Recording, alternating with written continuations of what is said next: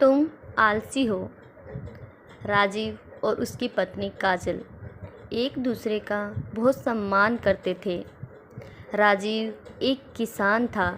वह अपने खेतों में काम करता और उसकी पत्नी घर में रहती और घर का सारा काम समय पर कर लेती थी।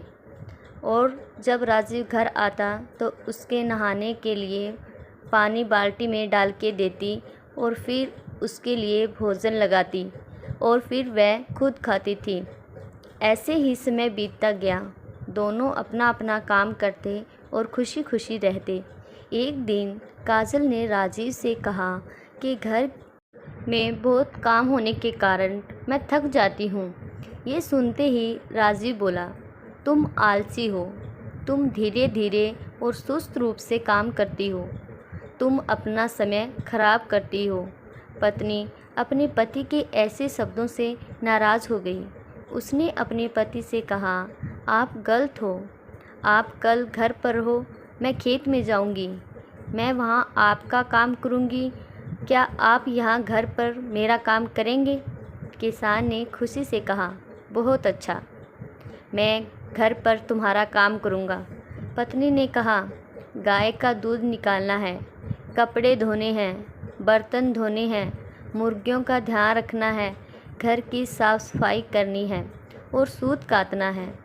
काजल खेत पर गई और राजीव घर पर रुक गया। उसने एक बर्तन लिया और गाय का दूध निकालने के लिए चला गया। जब उसने गाय का दूध निकालने के लिए कोशिश की, उसे एक बहुत अच्छी गाय की लात मिली। उसने कपड़े धोए, बर्तन धोए और घर की सफाई करी। इसी में उसका दम निकल गया। अब वह मुर्गियों को खाना खिलाने के लिए चला गया। वह सूत काटना भूल गया। इसी तरह शाम हो गई। शाम को जब पत्नी खेत से लौट आई, पति ने शर्म से अपना सर झुका दिया।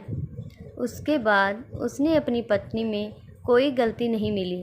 वह लंबे समय तक खुशी से एक साथ रहे और दोनों अपना अपना काम करते रहे। और जब वह खेत न जाता या काजल की तबीयत ठीक न होती तो राजीव अपनी पत्नी की सहायता भी करता। आशा करती हूँ ये छोटी सी स्टोरी आपको अच्छी लगी हो। यदि आपको अच्छी लगी हो तो आप इस चैनल को लाइक, शेयर और सब्सक्राइब ज़रूर करें। धन्यवाद।